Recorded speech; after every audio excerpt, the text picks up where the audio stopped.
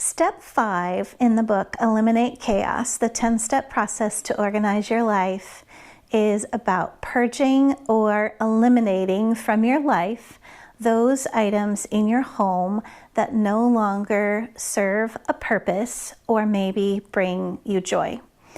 And when you're working on step 5, you'll actually be working on step 4, 5, and 6 in the process together.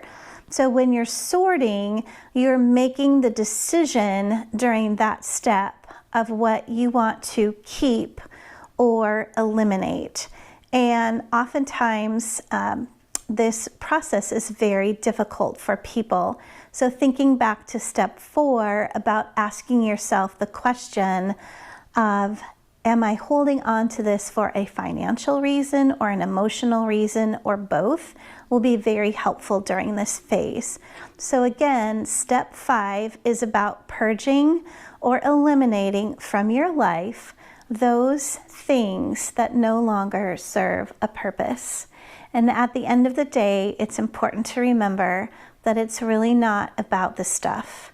It's about you having more time for life.